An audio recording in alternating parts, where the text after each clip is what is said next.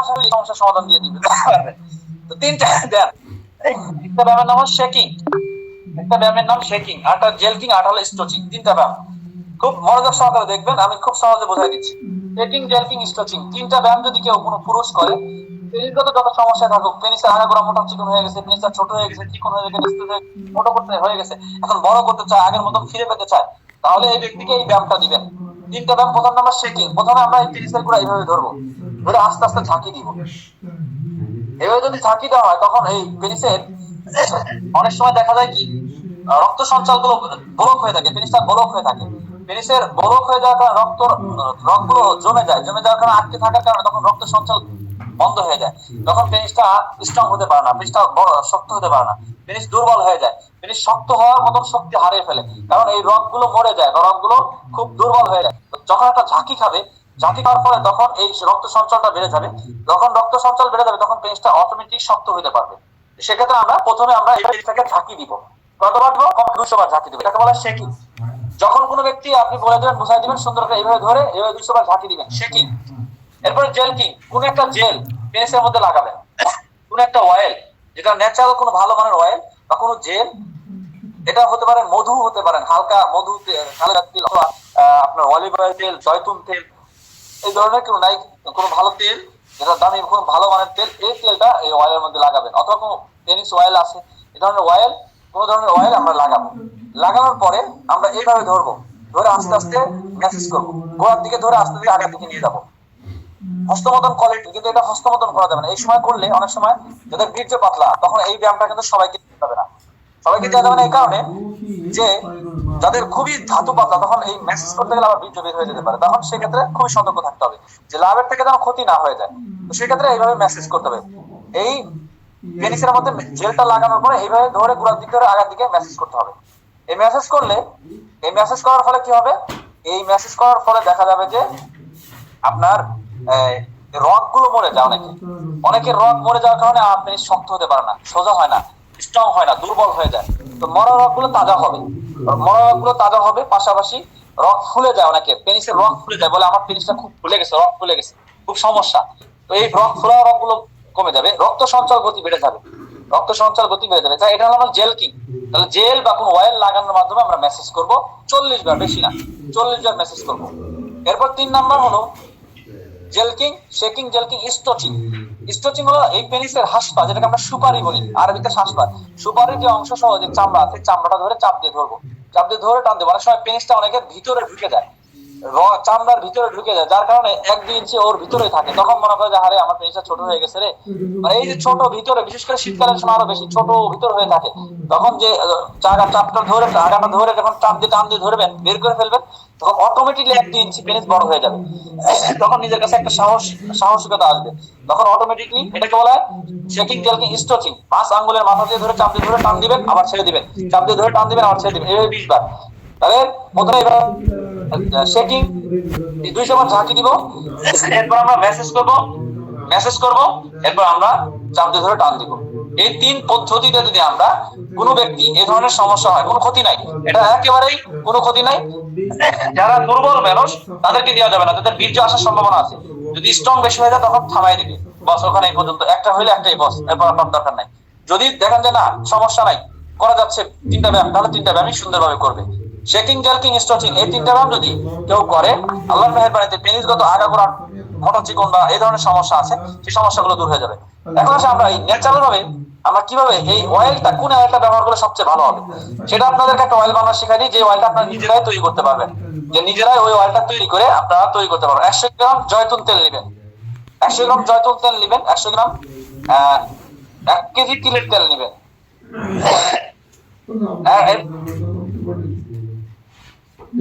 পরে 1 কেজি 100 গ্রাম আপনি মহিষের চর্বি নেবেন, 1 কেজি মহিষের চর্বি নেবেন, 1 কেজি যদি গিরগিটির চর্বি থাকে গিরগিটির চর্বি নেবেন, 100 গ্রাম আকর করা নেবেন, 100 গ্রাম গিরগিটির চর্বি, 100 গ্রাম মহিষের চর্বি।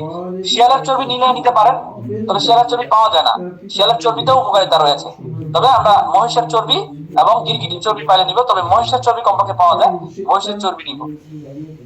এরপর আমরা রসুন নিব, 2 কোয়া রসুন নিব, তিলের তেল 1 কেজি নিব, 10 গ্রাম কর্পূর নিব। এবার আমাদের যোগ আছে, যোগের তেল আমরা জোকের তেল আমরা নিতে পারি। জোকের তেল আমরা নিতে পারি। যে জোকের তেলের মধ্যে নিলে যে আমাদের পেনিসের রগ গুলো মরে যায় অনেক সময়, এই মরা রগ গুলো তাজা হবে, এবং অনেক সময় এই রগ গুলো ফুলে যায় এবং রক্ত সঞ্চাল গতি কমে যায়। সেক্ষেত্রে আমরা সেটা কি করতে পারি, ওই রক্ত সঞ্চাল গতি বাড়ানোর জন্য আমরা ওইটাকে আমরা যে কাজটা করতে পারি, রক্ত সঞ্চাল বাড়ানোর জন্য জোকের তেলটা খুব বেশি উপকার, এবং ব্যথা অন্যান্য সমস্যাগুলোর ক্ষেত্রেও অনেক বেশি উপকারিতা রয়েছে। তো এই সমস্ত উপকরণগুলোকে আমরা একত্রিত করব। জয়তুন তেল, মহিষের চর্বি, গিরগিটির চর্বি, এরপরে আকর করা, এটা আকর করা শিকড় নিব, এরপরে রসুন নিব 2 কোয়া, তিলের তেল নিব 1 কেজি, কর্পূর নিব 10 গ্রাম, এরপর আমরা জোকের তেল নিব। আমরা জোকের তেল কিভাবে বানাবো, আপনাকে জোকের তেল বানানো শিখবেন। অনেকে আমরা বিভিন্ন জায়গাতে বিভিন্ন কবিরাজরা জোকের তেল বিক্রি করে, আপনি যদি বলেন ভাই জোকের তেলটা বানানো শিখাই দেন, বানানো শিখাই দিবে কেউ? আপনাদের যদি এখন শিখিয়ে দিই তাহলে এই বিষয়টা কেমন হবে? শিখবেন আপনারা জোকের তেল কিভাবে বানাতে হয়? একটা জোকের তেল কিভাবে বানাবেন? 3 নম্বর হচ্ছে 5 আঙ্গুলের মাথা দিয়ে এই চাপ দিয়ে ধরে টান দিবেন, আবার ছেড়ে দিবেন, টান দিবেন আবার ছেড়ে দিবেন। আপনাদেরকে একটু জোকের তেল বানানো শিখে দেয়। আমরা একটা জোকের তেল কিভাবে বানায় বা কবিরাজরা কিভাবে জোকের তেল বানায়, হ্যাঁ, আপনি 1000 টাকা দিয়ে যদি বলেন যে আমার একটু জোকের তেল বানানো শিখে দেন, কেউ কিন্তু শিখাই দিবে না, ঠিক আছে? বানানো শিখাই দিচ্ছি কিভাবে আপনার জোকের তেল বানাবো। জোকের তেল আপনার বানাবেন হলো, ওকে, 10টা জোক নিতে হবে। 10টা জোক নিয়ে আপনি লম্বা লম্বা করে কেটে ফেলবেন, লম্বা লম্বা করে কাটবেন ব্লেড দিয়ে। কাটার পরে আপনি অলিভ অয়েল তেল নেবেন, নিয়ে আপনি 10টা জোকের মধ্যে আপনি 300 গ্রাম অলিভ অয়েল তেল নেবেন। 300 গ্রাম অলিভ অয়েল তেল নেওয়ার পরে ওই 10টা জোক 300 গ্রাম বা 400 গ্রাম অলিভ অয়েল তেল নেবেন। অলিভ অয়েল তেল নিয়ে ওই 400 গ্রাম তেলের মধ্যে আপনি এই 10টা জোককে একটা কড়াইয়ের মধ্যে ভাজবেন। কড়াইয়ের মধ্যে ভাজার পরে ভাজতে ভাজতে এটাকে কালো কয়লা করে ফেলবেন। কালো কয়লা করে পড়ার পরে এটাকে উঠাই ফেলবেন, উঠাই এটাকে ভাঙবেন, ভাঙে ওই তেলের মধ্যে দিয়ে দিবেন। দেওয়ার পরে ওই তেলটাকে ছেঁকে আপনি এই তেলটা পুরো তেলটা হবে হলো জোকের তেল। আমরা অনেক সময় জোককে নারকেলের মধ্যে রেখে দিতে হবে, নারকেলের মধ্যে থাকলে এর মধ্যে 1 মাস থাকবে, এত সময় তো আপনার জোকের তেল বানানো সম্ভব না। তো জোকগুলোকে সোজাসুজি কাটে তেলের মধ্যে ভেজে তারপরে ওই থেকে যে তেলটা বের হবে এই তেলটা ওইটার সাথে মিশবে, মিশার পর ওই তেলটা হবে জোকের তেল। ওই জোকের তেলটাকে আমরা নিয়ে ওই জোকের তেলের মধ্যে আমরা কর্পূর দিয়ে দিব। 10 গ্রাম কর্পূর দিয়ে দিলে তার এই গন্ধটা দূর হয়ে যাবে, জোকের যে গন্ধ এই গন্ধ থাকবে না, হ্যাঁ। তারপরে আমরা কিভাবে অয়েলটা তৈরি করব, জোকের তেল তৈরি হলে তো সর্বপ্রথম আমরা এই যে চর্বিগুলো আছে চর্বিগুলো একত্রিত নেব। তারপর তিলের তেল নিব, তিলের তেল নিয়ে আমরা জাল করব। তারপরে তিলের তেলের মধ্যে আমরা রসুন দিব, আকর করা দিব, কর্পূর দিব। দেওয়ার সাথে সাথে এটা একটু জ্বলে উঠবে, আকর করা দেওয়ার সাথে সাথে উতরাই যাবে। যখন আপনি তেলটা গরম করবেন ওই সময় আগুন যেন বেশি না থাকে, যখন গরম শেষ হবে তখন আগুন নামাই ফেলবেন। তারপরে আপনি আকর করা দিবেন। আকর এমন একটা শিকড়, এটার মধ্যে এমন কিছু নির্যাস বের হয় যে ওটা যে কোনো গরম তেলের মধ্যে দিলে ওটা সাথে সাথে উতরাই যাবে। সেজন্য গরম কিছু জায়গায় দিয়ে দিলে বা পাউডারও যদি দেন এটা উতরাই যায় সাথে সাথে। তো একটা পাওয়ারফুল একটা ন্যাচারাল শিকড়, এটাকে দেওয়ার সাথে সাথে আমরা নামাই ফেলবো, হালকা করে আছে আমরা রান্না করে শিখে নিব। তারপরে সবগুলো তেলগুলোকে একসাথে করার পরে তেল এবং চর্বিগুলোকে একসাথে করব, করার পরে তারপরে এটাকে আমরা একসাথে কিছু সময় জাল করাবো, এরপর নামাই ফেলবো। নামাই ফেললে এইটা হয়ে যাবে একটা অয়েল, ন্যাচারাল একটা অয়েল। এই অয়েলটা আমরা দিয়েছি পেনিস অয়েল। এই পেনিস অয়েলটা ব্যবহার করলে যাদের অন্ডকোষের বিচি ঝুলে গেছে অথবা মহিলাদের স্তন ঝুলে গেছে, এই স্তনে বা ইসের মধ্যে যদি লাগানো হয় ঝুলাটা কমে যাবে।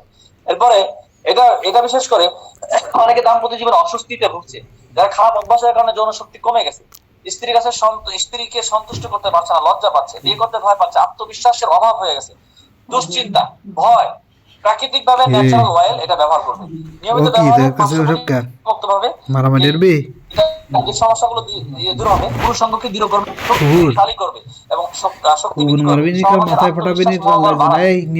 হস্তমৈথুনের ফলে দুর্বলতা সহায়ক হবে। আগা চিকন গোটা মোটা আকারের অস্বস্তি আকার সহায়ক হবে। এই সমস্যাগুলো দ্রুত পতন বা কম সমস্যা হয় না।